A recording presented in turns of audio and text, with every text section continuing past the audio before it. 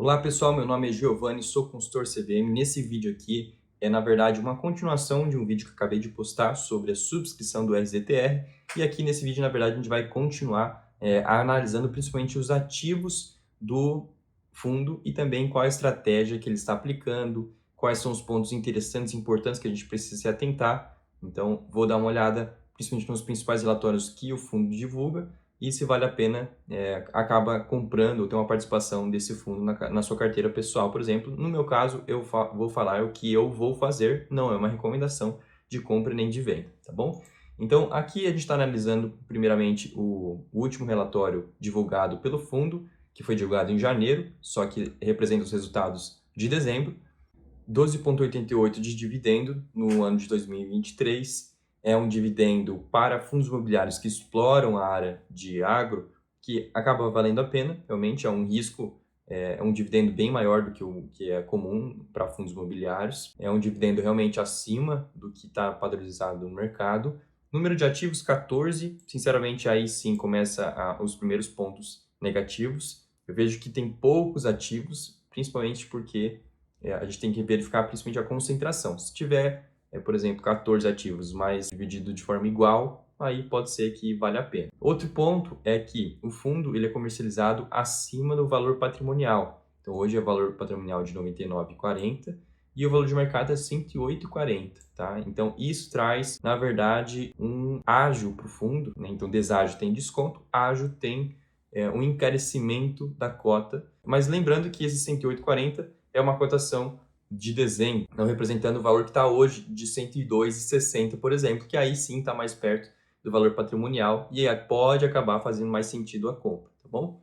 Outro ponto é prazo médio final de contrato, bem longo, de 8 anos, isso é realmente fora do mercado, não é normal, e 12,59 de taxa de arrendamento médio dos contratos, né? Então isso também vale muito a pena, uma taxa bastante alta, pensando principalmente numa redução de juros para 2024. A partir daqui, o fundo ele comenta sobre o panorama de cada segmento do mercado, fundo imobiliário, agronegócio, também das commodities em si, mas a gente vai se atentar principalmente mais aos ativos do que a variação de mercado.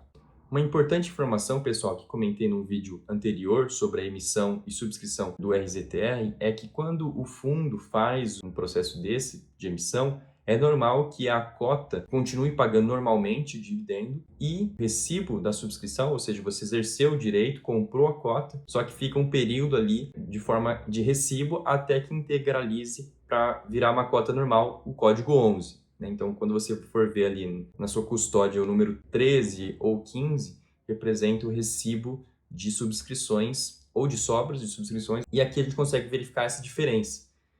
Também distribuiu 48 centavos por cota para os cotistas que exerceram o direito de subscrição de terceira emissão. Ou seja, esses direitos de subscrição têm um pagamento de 50%, nesse caso aqui, um pouquinho menos de 50% do que uma cota normal. Isso, claro, vale a pena realmente fazer esse cálculo quando você for participar de uma subscrição, considerando esse pagamento menor. Justamente porque se você tem um desconto, por exemplo, da subscrição para a cota de 50 centavos, só que a cota, né, de subscrição, ele tem um pagamento menor, né? Nesse caso aqui até maior de 50 centavos, acaba não compensando participar da subscrição. Compensa mais você comprar uma cota, porque o rendimento vai ser maior nesse caso, tá bom? Passando para o próximo item, bastante importante, que é a atribuição de performance, a gente consegue ver que, até grifei aqui, os dois pontos principais que representam praticamente mais de 50% do resultado do fundo são de duas fazendas somente. E isso demonstra uma concentração muito grande e um risco maior.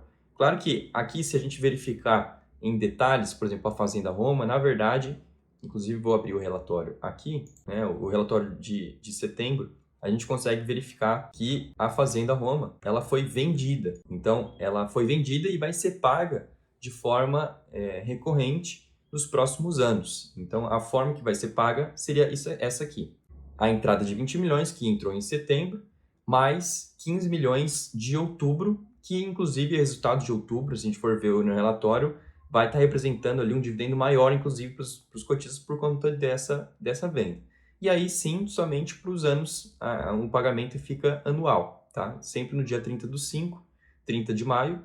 Então, 2024 ainda vai ter um recebimento no mês de maio, que isso pode com certeza aumentar os dividendos. né, pelo menos nos 6 meses seguintes, e conforme os outros anos também vai fazer esse pagamento, e o que é bacana é que é corrigido pela inflação. Outro ponto é que aqui a gente consegue calcular mais ou menos quanto que daria de retorno para o cotista, né? Então, havendo o ativo gerar um lucro estimado em regime de caixa de aproximadamente 73,7 milhões ao longo do prazo da operação, o que representa cerca de 6,68 por cota, tá, de dividendos. Só que 6,68 dividido em todos esses anos, tá bom? Então, claro que vai ter uma representatividade bem grande, só que é diluída nos anos aqui, 7 anos mais ou menos de operação. Então, voltando aqui, a Terrax, né, a Risa Terrax, ela consegue ter uma rentabilidade bem maior, justamente porque tem operações mais arriscadas e concentração um pouco maior em alguns ativos, e inclusive a eficácia da gestão para a venda desses ativos também. Com certeza isso vai contar. Outra coisa aqui é que a gestão ela já deixa claro o que ela quer fazer com essas emissões, né? Então, o fundo finalizou a terceira emissão pública de cotas, que foi feita no ano passado, 2023, pessoal, com captação de 291 milhões de reais, e quer fazer mais uma de 400 milhões, que é a quarta emissão. E na visão do gestor, o crescimento do fundo é importante para mitigação de risco e aumento da liquidez das cotas no mercado secundário. Ou seja, isso vale muito a pena. Realmente é um dos pontos que eu criticaria o fundo, é justamente essa concentração em poucos ativos para o resultado. Mas como ele está aumentando de forma bastante brusca o valor patrimonial do fundo, lembrando que o valor patrimonial do fundo é de quase 3 bilhões de reais. Outro ponto aqui, inclusive, que eu deixo destacado, é que o fundo ele trabalha com 3 estratégias principais. Sale and Leaseback, a outra é Buy to Lease, e a outra também que é Land Equity. Eu vou traduzir para vocês, né? Claro que aqui os termos de ação, exatamente qual é a estratégia, é só para vocês entenderem como funciona, até o próprio fundo deixa divulgado aqui como que é esse processo.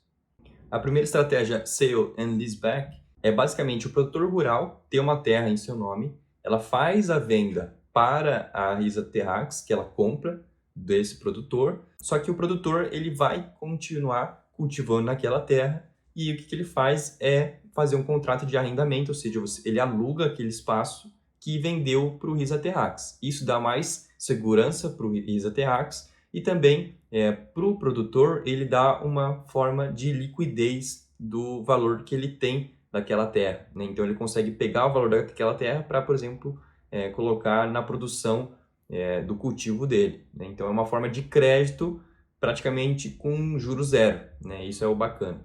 Claro que os juros aqui vai ser o arrendamento para o produtor, só que a oportunidade é que ele consegue fazer a compra de volta em um período curto, né? Então no próprio contrato isso facilita, e para a Risa Terrax, que é o fundo, é um dividendo praticamente muito seguro, então vale muito a pena.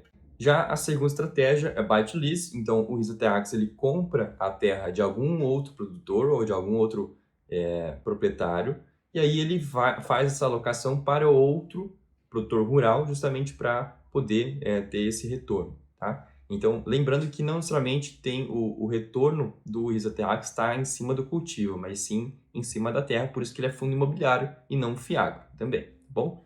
E a terceira estratégia seria a Land Equity, que é justamente a gestão adquirir uma terra para poder especular, tentando, aqui é realmente um trabalho muito mais de equipe do que qualquer outra coisa, justamente com a expectativa de melhora ou de uma valorização daquela terra. Pode ser que, por exemplo, por valorização do preço das commodities, faz com que mais produtores queiram produzir mais e procurem mais terras, então naturalmente naquele momento é interessante a venda, ou os momentos contrários, né, em que a terra está muito barata, então o fundo vai e compra, justamente pensando que no momento que normalizar esses preços, a Risa Terrax conseguiria vender, tá bom? Pessoal, realmente é um fundo que trabalha bem ali a sua gestão, só que, infelizmente, acaba concentrando um pouco o seu portfólio. Se a gente for verificar aqui os ativos especificamente, a gente vai ver que são 14, né? Principalmente ali na região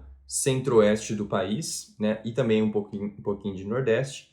Só que a maior parte aqui, né? Se a gente verificar o percentual, a gente vai ver que Sorriso, Mato Grosso, 312 milhões, acaba concentrando um pouco o portfólio, e Bom Jesus, Piauí, né, a localização, no caso, 122 milhões, também acaba concentrando um pouco o portfólio. Novamente, vencimento do arrendamento são contratos bem longos, né? Então de 6, 7, 8 anos ou até mais, e vai acabar realmente valendo a pena, dando uma segurança um pouco maior para o fundo, só que ao mesmo tempo o fundo está exposto por enquanto a poucos ativos e de forma um pouco mais concentrada. Com essas novas emissões, eu acredito que a gestão deve aumentar o número de ativos e aí sim, por conta disso, diminuir essa participação dessas concentrações, desses ativos concentrados na carteira e melhorar um pouco os resultados. Com certeza deve fazer sentido para o fundo, lembrando que a Fazenda Roma vai continuar fazendo os pagamentos anuais em torno de 15 milhões, mais o IPCA, a variação do IPCA, então com certeza vai beneficiar o fundo para pagar dividendos, sendo que a maior parte dos contratos trabalham com contratos pré-fixados. Então, normalmente, faz com que o fundo, para esse momento de queda de juros, tenda a se beneficiar ainda mais e manter os rendimentos lá em cima. Pessoal, tomara que tenham gostado do vídeo. Realmente é um vídeo agora sim um pouquinho mais trabalhado, um pouquinho maior. E aí, se vocês quiserem saber sobre a quarta emissão do RZTR, por favor, vejam o vídeo que eu postei hoje. E no dia 24, no caso. E caso vocês queiram algum comentário específico de algum outro fundo, por favor, deixe aqui no comentário que eu vou fazer. Tomara que tenham gostado do vídeo e eu fico à disposição. Até mais!